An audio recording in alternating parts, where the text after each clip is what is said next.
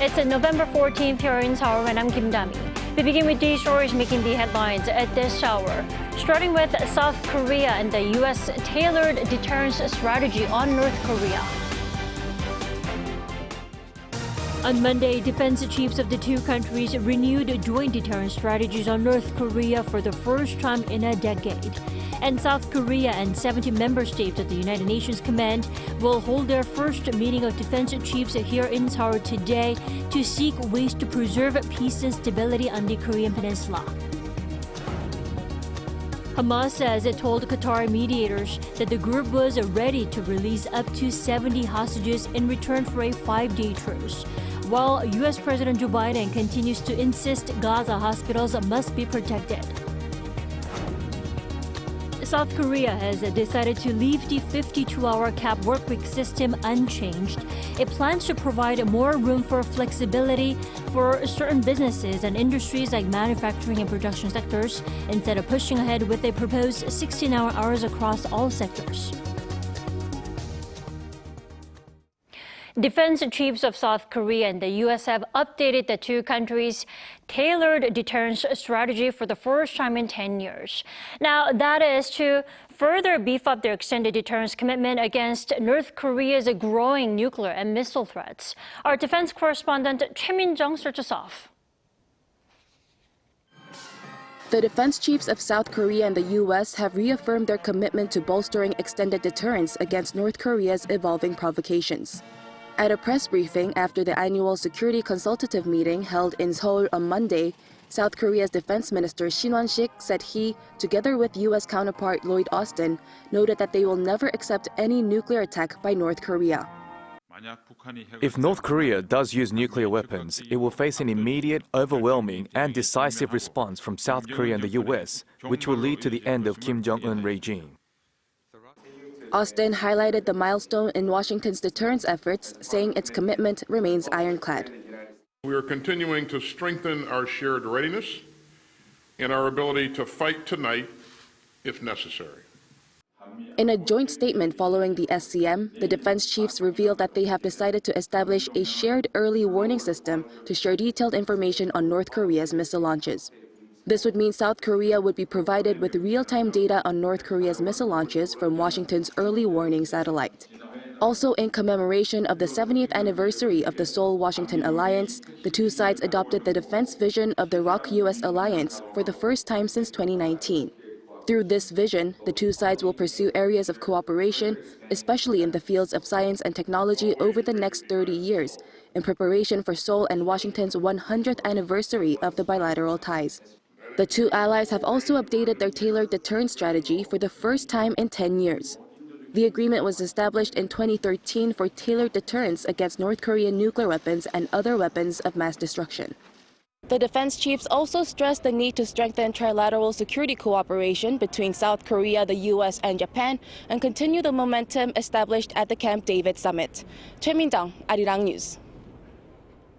And South Korea will host a ministerial meeting with UN commander member states with a declaration expected on a joint response in times of emergency. The first such ministerial meeting will take place on Tuesday morning. Seoul's Defense Minister Shin Won-sik and representatives of 17 UNC members will be attending, including U.S. Defense Secretary Lloyd Austin.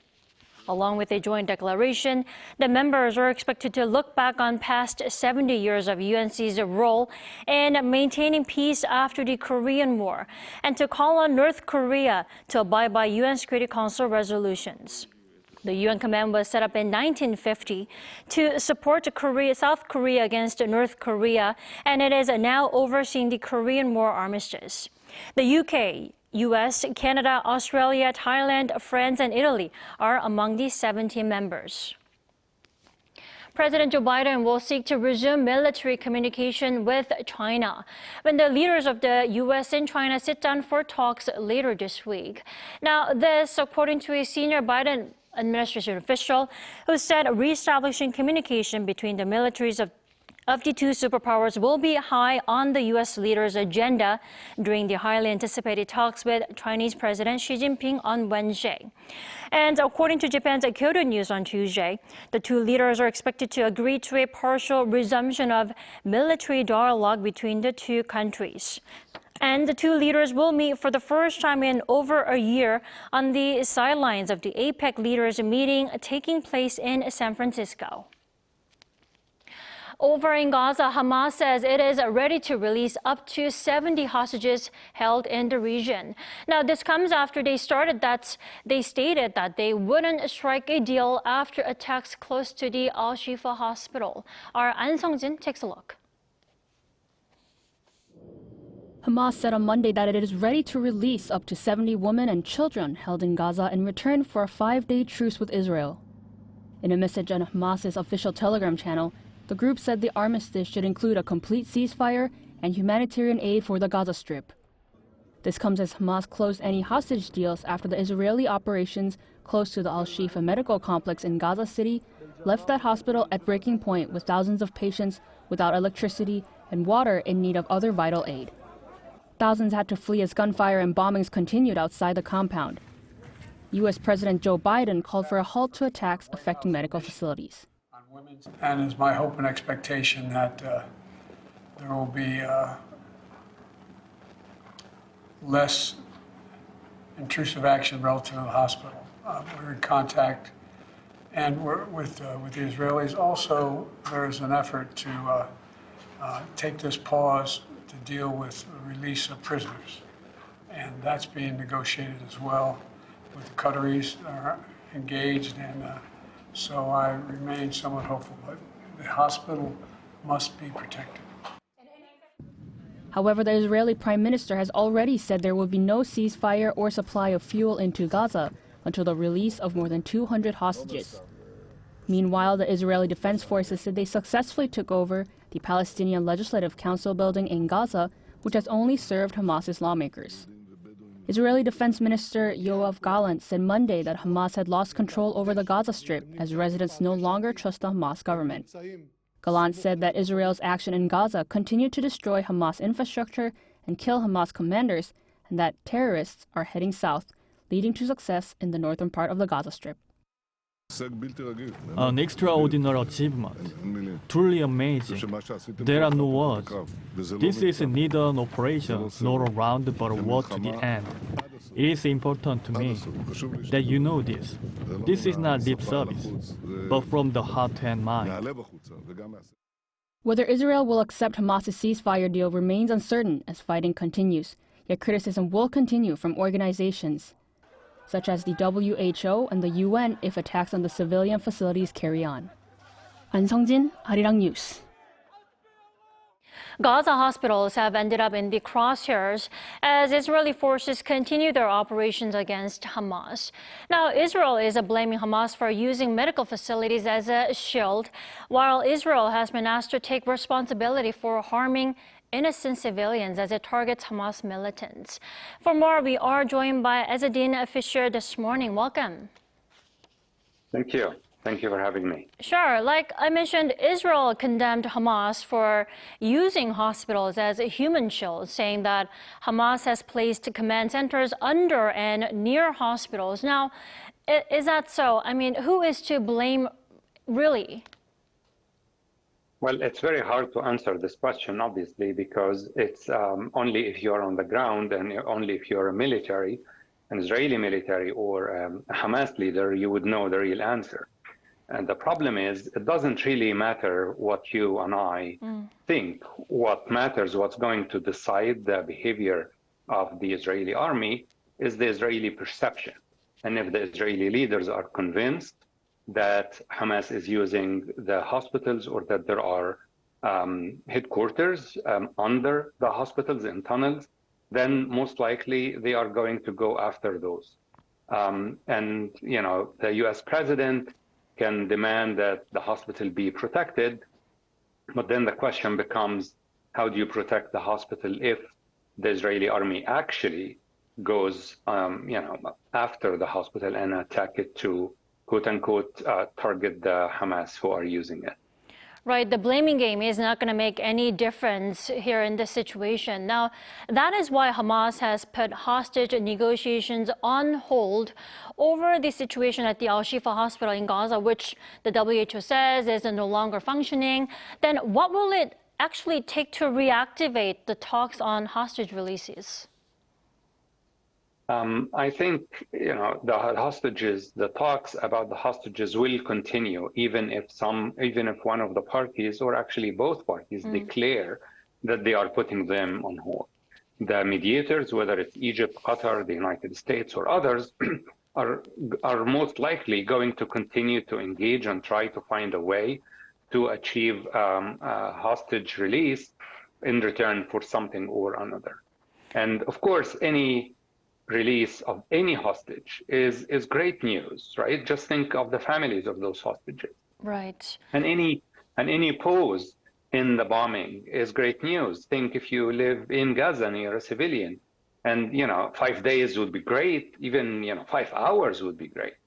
But the question continues to be difficult to answer. What happens after you release, say, the 50 or the 70 hostages? What happens after the 5 days are over? So we need to find a way to contain the situation. We need to find a way to kind of protect the civilians. We need to find a way to prevent the conflict from escalating. And those are political questions. They're not really military questions. Indeed, the talks on hostage release may slow down, but you're saying the talks will keep going. But it's also the matter of releasing more and protecting hundreds and thousands of more others, innocent civilians. But in the meantime, U.S. President Joe Biden spoke on Sunday with Qatar's Emir Sheikh Tamim bin Hamad Al Thani, and the two agreed that all hostages must be released. But what will actually help the resumption of hostage negotiations in any way? Well, like in any negotiation, the hostages negotiation is give and take. So the question is usually, who's under more pressure to give and what are the things that they're interested in. In a normal situation, in the past, I don't know if we can call any of these situations normal, but in the past, hostage release deals were conducted between Israel and Hamas through third parties, resulting in the release of usually hundreds of Palestinian prisoners in return for the release of the Israeli soldier or others that are kidnapped. So the same logic applies today. However, today there is this issue of bombing, which makes just stopping the bombing for a while is something that Hamas is very interested in. However, again, it's very hard. It's very hard to tell from the outside. Those are things that are decided by very few people, and they are decided in secret negotiations. And most of the time, the other side doesn't know what your red lines are. Otherwise, the negotiations become even harder. So all we can do is follow those negotiations, hope for the best. But again, maybe what the rest of the world can do, other than following the hostage negotiation, is to think, what would it take? What are the arrangements that are necessary, maybe to protect civilians today, but also to prevent the conflict from escalating and finding a way to contain it. Right. And Professor Fischer, and you and I, and many of us can agree that the hospital should not be in a war zone. That's what White House National Security Advisor Jake Sullivan said over the weekend. Now then, how can medical facilities actually be removed from the conflict zones, and realistically speaking? Yes, let's just remember that this is not normally a war zone. This is a residential area. And the hospital is in the middle of houses. Anyway, now that it has become a war zone, the practical question is how to protect the hospitals from bombing and at the same time reassure Israel that those hospitals are not used by Hamas fighters, whether on the ground or under the ground.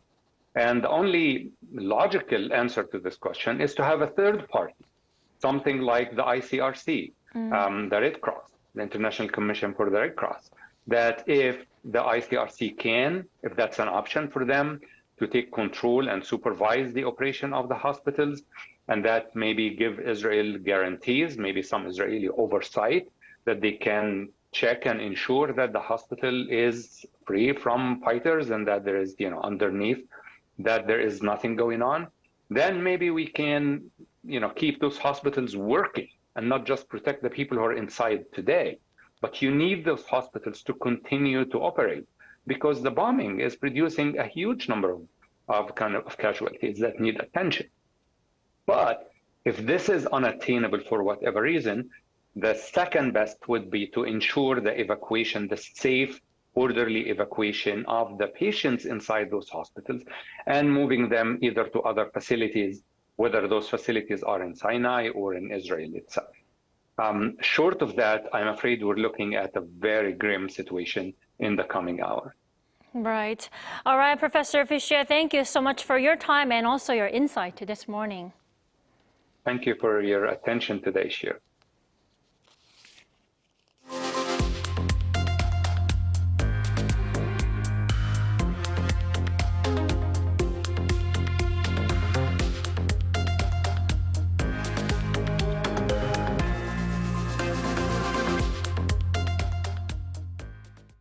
The maximum 52-hour workweek framework here in South Korea is here to stay, at least for now, after the government proposal of 69 hours weekly cap turned out to be not so popular. Instead, there'll be some exceptions made for certain industries. Our economics correspondent Lee Soo-jin reports. The government is planning to give workers greater flexibility in working overtime. The Ministry of Employment and Labor on Monday released the results of a survey conducted from June to August of more than 6,000 South Koreans on working hours reforms. The government also announced its intention to raise the cap on weekly hours for certain industries instead of the originally proposed 69 hours across all sectors. Taking into account public opinion, the government is committed to maintaining the framework of the 52-hour working week system while making changes for selected industries and occupations.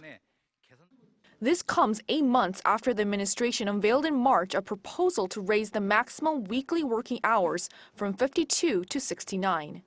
This was in response to certain sectors saying that it was impossible to meet deadlines under the 52-hour workweek system. It also aims to allow for more flexibility where employees can work more when there is a bigger workload and then take extended breaks when there is less work. The proposal, however, was met with a backlash over concerns that it may destroy people's work-life balance, leading the government to backtrack and conduct a large-scale survey to gather public opinion.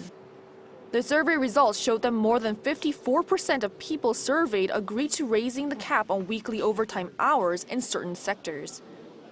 The demand for greater flexibility in working hours is likely to differ across industries and jobs, but the SME sector is for it, regardless of the industry and the job given, if the union and management reach an agreement. The respondents said the manufacturing industry and jobs in production needed the rise in overtime working hours the most. Over 75% of workers and more than 74% of employers said they would most prefer weekly working hours of less than 60, making it likely for the government to limit the working week to less than this. It is unclear when the government will be able to finalize reforms, as specifics such as which industries the cap will be raised in are yet to be confirmed. Lee Soo-jin, Arirang News. The LG Twins on Monday night defeated the KT Wiz to capture their first Korean Series title in 29 years. And the Korean Series title also meant ending one of the longest championship droughts in the KBO League. Lee Seung-ja has more. Top of the ninth inning, 2 outs with Bae Jung-dae at bat. The 2-2 pitch from LG Twins closer Ko Woo-seok led to a weak line drive to second baseman Shin Min-jae, who caught the third and final out of the Korean series.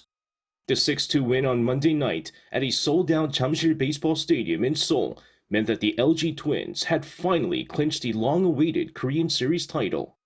It ended a 29-year title drought, one of the longest championship droughts in the KBO League. The 2023 regular season champions, who had a long break waiting for the KT Wiz to eventually advance to the Korean Series, looked rusty in Game 1, losing 3-2. However, It was the long balls that brought the Twins back on track, with several dramatic come-from-behind victories that helped the Seoul-based baseball team win their title. In Game 2, down 1-0, Park Dong-won's 2-run home run in the 8th inning helped the Twins win Game 2 to even the series. In Game 3, down by 2 runs in the 9th inning, it was the Korean Series MVP and LG Twins captain Oh Ji-hwan's 3-run home run that helped his team win 8-7 and take a 2-1 series lead. Oh Ji-hwan finished the Korean Series with 3 home runs and 8 runs batted in, while also becoming the first player to hit home runs in 3 straight games in the same Korean Series. The Korean Series win sent fans into a frenzy despite the frigid November weather, and they hope they won't have to wait another 29 years for the next championship title. Lee Seung-jae, Arirang News.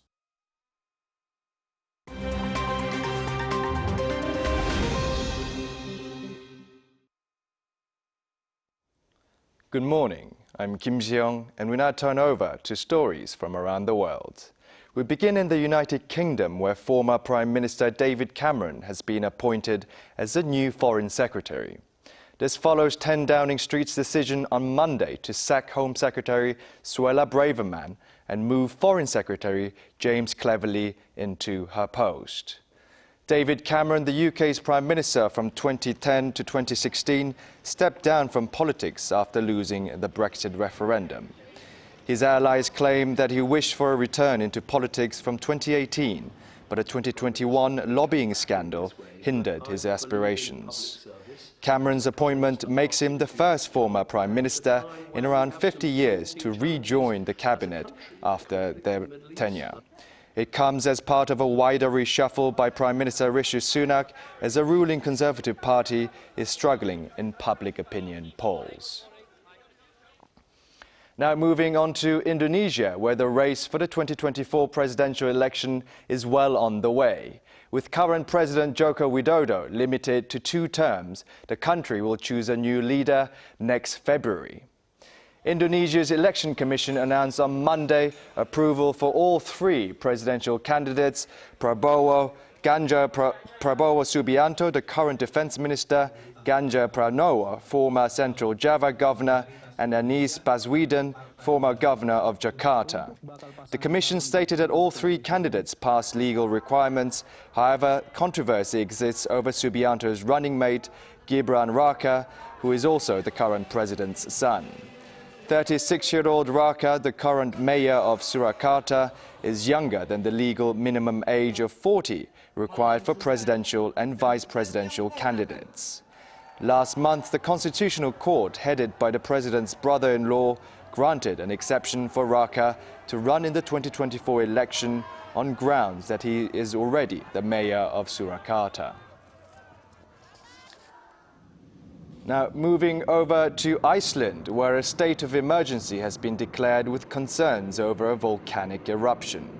So far, more than 3,000 residents have been evacuated from the coastal town of Grindavik, which is directly above the magma buildup and is prone to exposure to noxious gases and magma overflow. Scientists have reported that since late October, an increase in earthquake activity was seen, especially in the regions surrounding the capital, Reykjavik. The 15-kilometer-long magma corridor stretching from Grindavik to the Atlantic Ocean is feared to cause another massive volcanic eruption, with concerns of a repeat of the April 2010 eruption, which caused the biggest disruption to European airspace since World War II. In entertainment news, superhero film The Marvels has seen the worst North America box office opening weekend out of all of the Marvel Cinematic Universe's movies.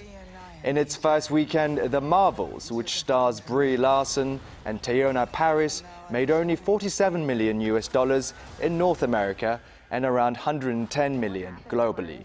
This is well short of the record-breaking debut of Avengers: The Endgame, which came in at $1.2 billion in its global opening run. The Marvel Cinematic Universe's previous worst opening for the North America box office was The Incredible Hulk at $55.4 million in 2008. The production costs are reportedly around $275 million, making The Marvels the fourth most expensive of any Marvel studio films.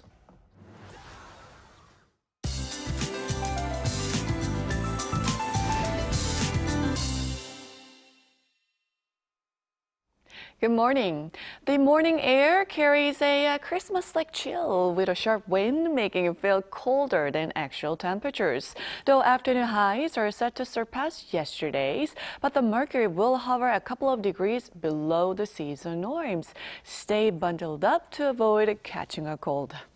A dry weather advisory is in place for East Coast regions and parts of Gyeongsang-Pukdo, as well as Busan and Ulsan. Be careful with anything that could cause a spark and be sure to drink plenty of water today. Now this afternoon, highs will go up a couple of degrees higher than yesterday in most places. Seoul sees a high of 10 degrees Celsius, Daegu, Gyeongju at 13 degrees. There will be more clouds than sunshine today. Thursday is Suneung Day, the college entrance exam day. Starting off warmer than normal, but rain in the forecast in the afternoon, and that will bring down the highs to single digits. Also, the rain will bring another round of winter chill to the country on Friday. That's Korea for you, and here's a look at the international weather conditions.